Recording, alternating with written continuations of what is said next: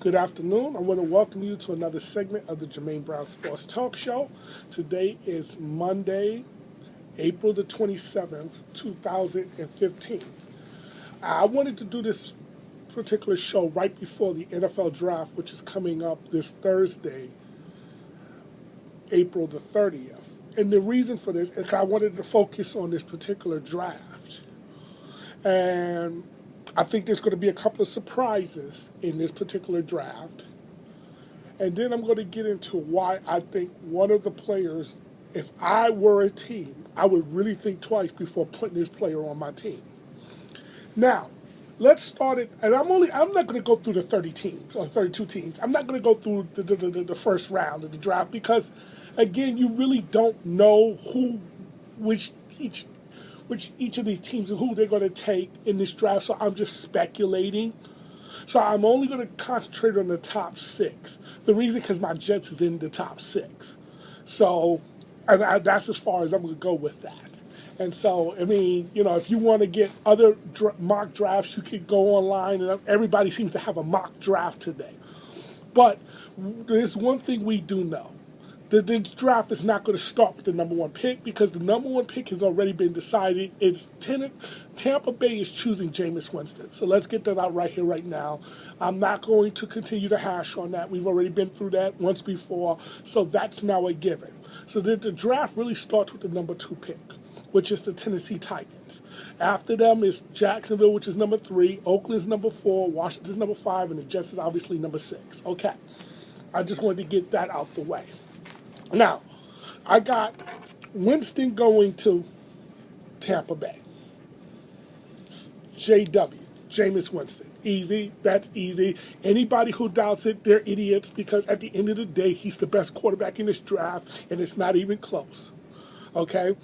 And the reason why I say it's not even close is because, listen, folks, think of a quarterback or drafting like an investment. If you got two investments that you're comparing, one is a sure or a safe investment, okay? And one's a risky investment. Now, Mariota, he's safe off the field because he has no off-field issues. Okay? Jameis has got off-field issues, so he's the riskier guy. There is no way you're going to consider the riskier guy, folks. If the safer guy is just as good. And so by Tampa putting all its resources and its attention behind Winston is telling you they're going with Winston. So we pretty much got that. They're not close. So we're going to get that out the way. So Jameis Winston's going to Tampa Bay, given. So now the question is, who is Tennessee going with? Well, let me start by saying this. I am not a big believer in Zach Meckenberger, who's their current quarterback. There's no excitement when I think of Zach Meckenberger. He doesn't offer any excitement. Now the question is he better than Marcus Mariota? Talent-wise, I don't think so. For their system, maybe. The question that I have is, number one, do Ken Wisenhunt prefer to change his offense to suit Mariota? If the answer is no, then he's better off going with Zach Meckenberger. If the answer is yes, then he's better off with Marcus Mariota. Now, Tennessee, I would have, if you would have asked me, say, about a few weeks ago, I would have definitely said Marcus Mariota is going to Tennessee. But from all the indications I am getting, Tennessee doesn't want Marcus Mariota. So what I'm going to do, this is going to be my first upset. One or two things is going to happen with this pick.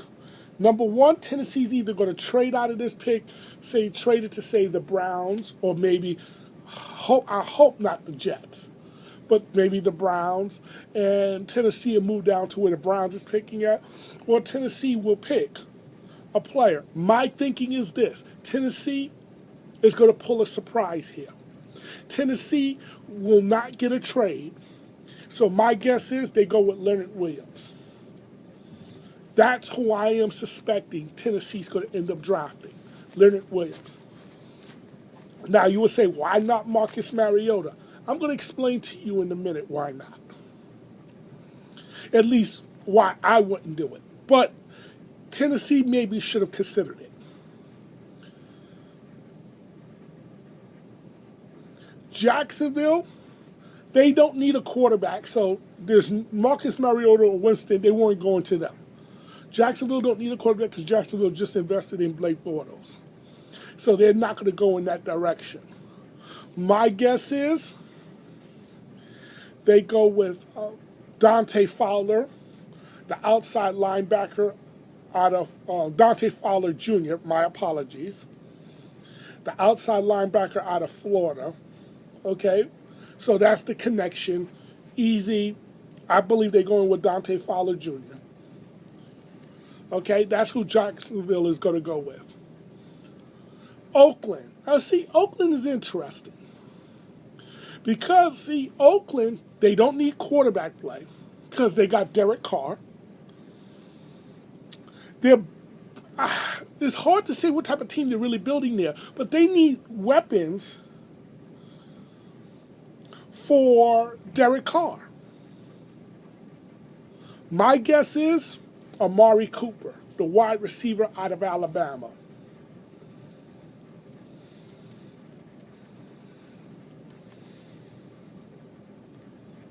Okay? Because you want to get Derek Carr weapons. That's who I'm suspecting they're going to go with. Amari Cooper, wide receiver out of Alabama. Washington. Now, Washington just picked up RG3's contract for 2016 or 15, the option. So that means if he gets injured, they owe him $16 million in 2016. Washington is not going to invest in another quarterback at this pick. So they're not going to go with Mariota here. And so my guess is look for Washington to trade out of that pick. That's my guess. Washington is most likely going to try to trade out of that pick. Now this brings me to the Jets.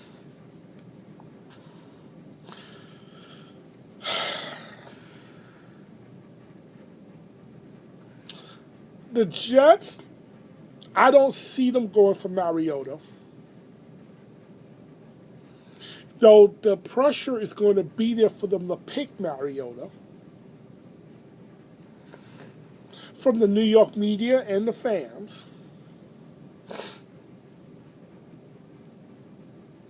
My guess is, though, they go Vic Beasley, the outside linebacker. Vic Beasley. From Clemson. That's who my guess is they're going to go with. Now notice, Mariota falls out of my top. Mariota falls out of my top 6. Why? That depends on Tennessee. Because I could see Tennessee trading that pick. If they trade it to, say, Cleveland or somebody like that, then Mariota goes number 2. But I do not think Tennessee will draft Marcus Mariota. Because here's why. And I was kind of saying they're making a mistake, Tennessee, if they don't draft Marcus Mariota. But I'm kind of conflicted on it. And I'm going to explain to you why. If you would have asked me a couple of weeks ago, I would have said, oh, you definitely got to, if you're Tennessee, you got to take Marcus Mariota because you need a quarterback. And I still think that is true. But I want to ask you folks something. And then once I ask it to you and you think about it, you'll understand where I'm getting at.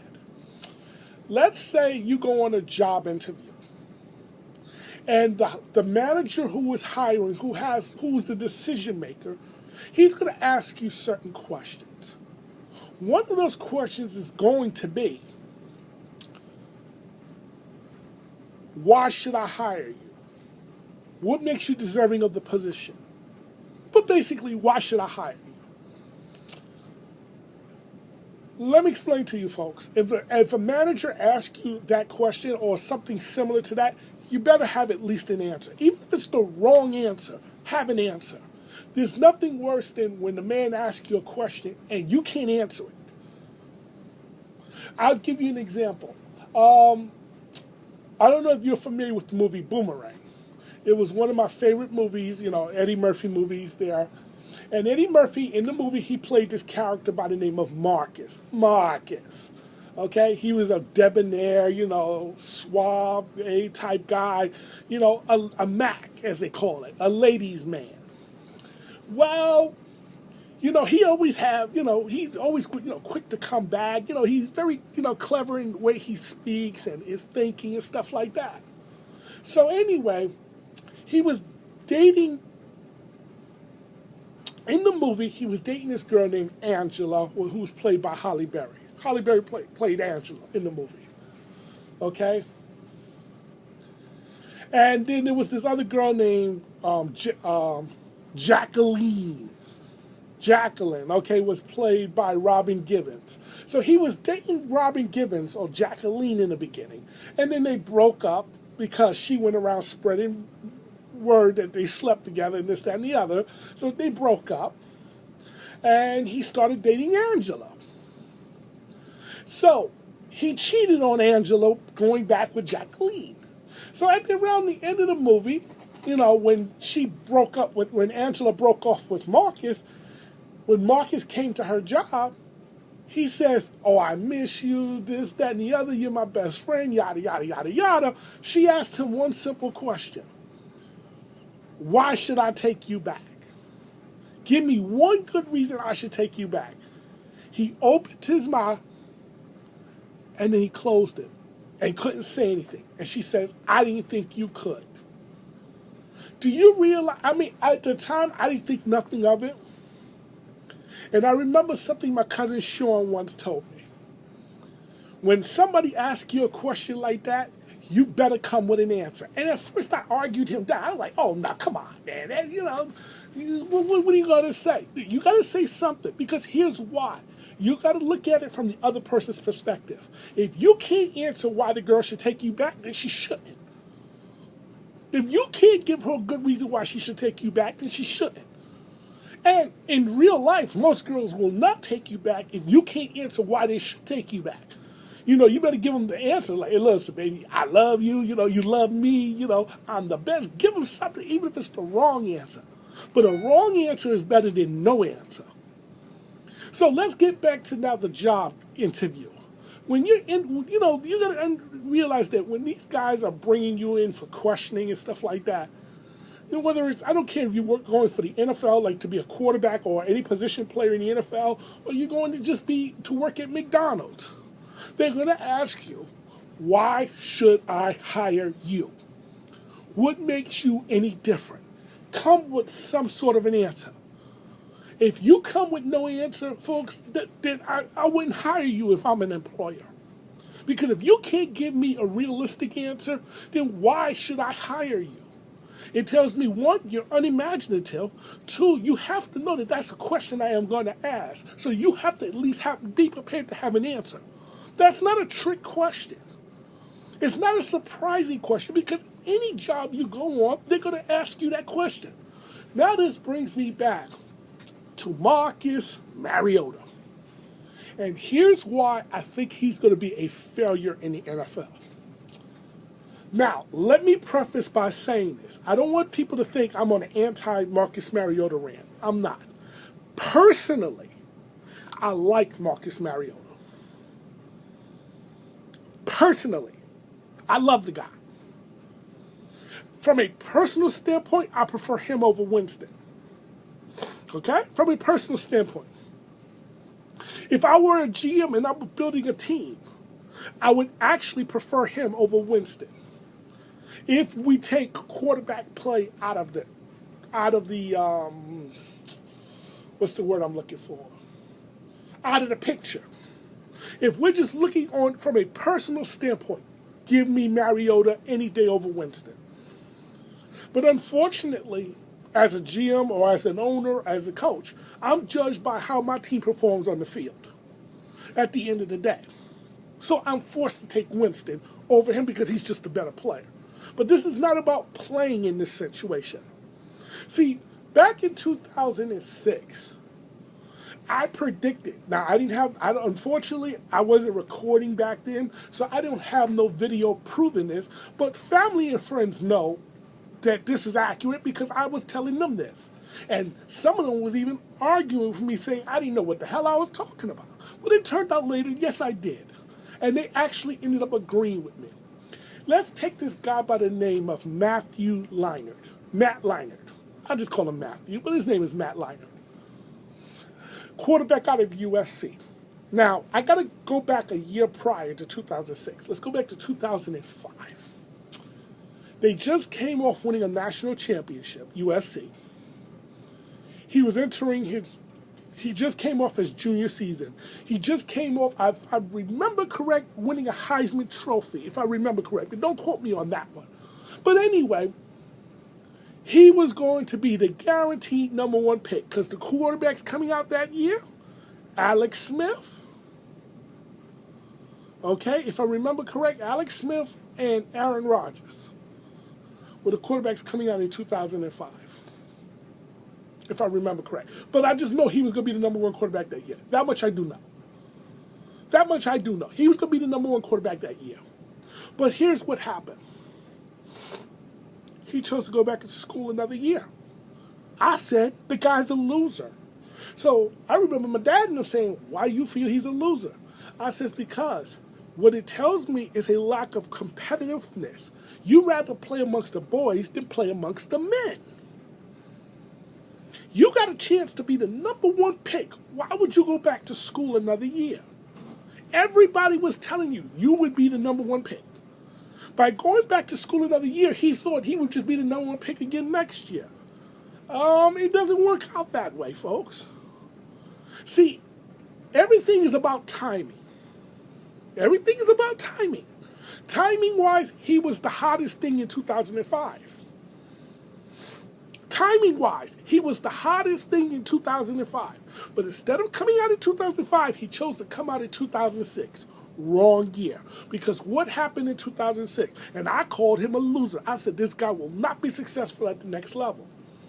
Because why? What happened was he has an undefeated season going into the Rose Bowl for playing for the national championship against Texas, against Vince Young.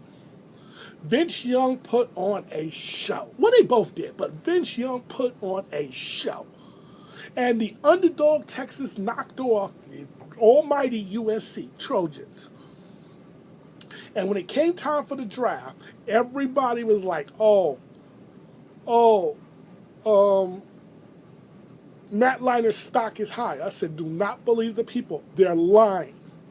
I said, put yourself in the shoes of a GM. A GM is not going to take that man high because they're going to look at him as a loser. They're going to look at Matthew Leinart as a loser. I put myself in the minds of a GM. How does a GM think? This is how I can usually call these things. Because I don't look at it as a fan. I look at it as a GM. Is this the kind of guy I want leading my franchise? A guy who chose to go back to school instead of coming out when he could have been the number one pick. But instead, by you going back another year, you murkied the waters. Because now Vince Young was now the hottest thing going into the draft. And even though the scouts, and not the scouts, I'm sorry, the so-called talking heads, the Todd McShays and the Mel Kipers try to tell you that Matt Leinart was the better quarterback, the reality was, no, he wasn't. Vince Young was, because you know why? Vince Young was a competitor. Something Matthew Leinart wasn't. And what ended up happening? Vince Young ended up going like third overall to Tennessee, while Matt Leinart slid all the way down to 11th to Arizona. And Matthew Leinart eventually flamed out in the NFL, especially after he said, which confirmed what I said about him not being a competitor, because his coach at the time, Pete Carroll, who was the coach at USC at the time. He eventually gets this job in Seattle. And according to Matt Leinart, see, Matt Leinart should have never told this story. But according to Matt Leinart, Pete Carroll called him up and said, I'd like for you to come here and be the starting quarterback in Seattle. And he said, no, I'll stay here in Houston and be the backup to Matt Schaub. So what did Houston did after he made that statement? After the end of the season, they cut him, and you never heard from Matt Leinart again in the NFL. Because why? Lack of competitive fire. Lack of competitive fire. The one thing you need, especially from the quarterback position, is some form of competitive fire. You don't have to be the rah-rah, cesspool bar guy, but you better have fire. You got to get guys to believe. Because when things get murky and when there's troubles in the water, and there are always going to be troubles in the water, folks, you got to get guys to believe. That's one of Jameis Winston's greatest character traits, is he gets people to believe. So teammates go through a wall for Jameis Winston. I don't know about Marcus Mariota, because here's why I'm saying this. John Gruden, every year he has what is called his Gruden quarterback camp. I don't think too much of it, but, I mean, hey. But he does it every year, and he has all the quarterbacks who's coming out, or all the top guys who's coming out quarterback-wise, and he puts them through his camp, and he has them draw things on the board, and he goes through the plays on the video, and this, that, and the other. So I really didn't pay too much attention to it this year. But last Saturday, I believe it was last Saturday, I was home cooking me a little breakfast, and I saw that the Gruden quarterback camp was on. So I said, all right, I ain't got nothing better else to do at this moment, so let me watch it. And it was comparing Mariota and Winston, okay, on the Gruden quarterback camp. So they were showing clips of Mariota, they were showing clips of Winston. Period. Okay, no problem. And again, at this point, I'm sitting there like, Tennessee, you got to take Mariota. Okay. Then came the fateful interview. Because, see, he asked both of them. Because they didn't both interview at the same time, obviously. He had different segments, but they both interviewed at different times. But he asked them, why should I pick you number one? Jameis Winston said, because I feel I'm the best quarterback, which most guys say. I feel I'm the best out there, or I feel I'm just as good as anyone else, and I can do this and get that and do this for you. Okay, the standard answers. Okay, fine. No problem. Then came the Mariota interview, and this is the one that just totally floored and shocked me. When he asked Mariota, he says, I'm the coach of Tampa Bay. I got the number one pick in the draft. I'm choosing between you and Winston. Why should I choose you with my number one pick? Here was Mariota's response, folks. Well, it's your decision. I sat there like, I know I didn't hear that correct. My ears does hear me false. He didn't just say that. So, but John Gruden went, Mariota, you got to give me more. Come on, man. Come on, give me more. Well, you're the one who owns the number one pick, so it's your call who you pick is the number one. I'm sitting there like, oh my freaking God, I cannot believe he's saying this. If I'm sitting there right there, if I was Gruden, the interview would have ended right then and there. I would have said, thank you for coming. Shook his hand, thank you for coming. But the interview's over. Because if you can't tell me why you're number one, you should be number one, then you're not number one. But Gruden lets it go. And Gruden asks him another question right after it. Right? Because he shows a play of him throwing a touchdown and no emotion out of, I think it was a touchdown if I remember correct. And Mariota just walks to the sideline. He says, do you get mad? Do you get angry? He goes, no. He said, nothing makes you angry. No. Then he quickly caught himself and said, oh, losing does. No. Stop. Now I know you're lying. Because if you're going to sit here and tell me nothing makes you angry, one of two things is the case. Either you're lying and you're trying to be politically correct, and it's clear you're lying, or B, you just accept anything. And here's the problem that I am seeing with Mariota here, and this is why I don't want him. The fact that you couldn't tell me why I should pick you as number one tells me I shouldn't pick you, period. The only way I will take you despite that answer is if I have literally no other option at the position and my job is on the line. Then, begrudgingly, I'll take you and hope for the best. Other than that, I don't want to deal with you. Because here's why. You know what's going to happen, folks?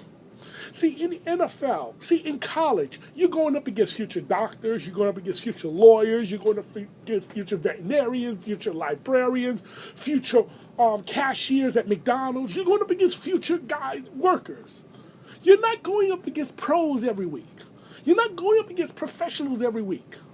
You're not going up against the best of the best every week. So you can put up gaudy numbers in college. This is why a lot of guys do well in college but fail in the pros. But wait a minute, he put up all these gaudy numbers in college. But you try to translate it to the pros, it doesn't work. This is why half the people who's drafted in the first round, folks, fails. And I'm not talking about just for quarterback, I'm talking about any position. Because you just don't know how things is going to transpire when you draft a guy. But the one thing you got to know that this guy have is some competitive fire. He doesn't have to be rah-rah guy, but he has to have something that drives him. Something that drives him, some sort of competitive fire. And when he said, "It's your decision," that turned me the hell off. Because what's going to happen when you're in the huddle, you're down by 10 with 2 minutes to go? Or even better, what's going to happen when you're in the huddle and you got a TO type receiver, and you know how wide receivers always feel like they're open, even when they're not. Yo, bro, I was open. Give me the ball. What is he going to do? How is he going to command the huddle? Because the one thing that players want you to be able to do as a quarterback is command the huddle. The problem is at Oregon, they didn't huddle. In the NFL, you got to do a little bit more huddling.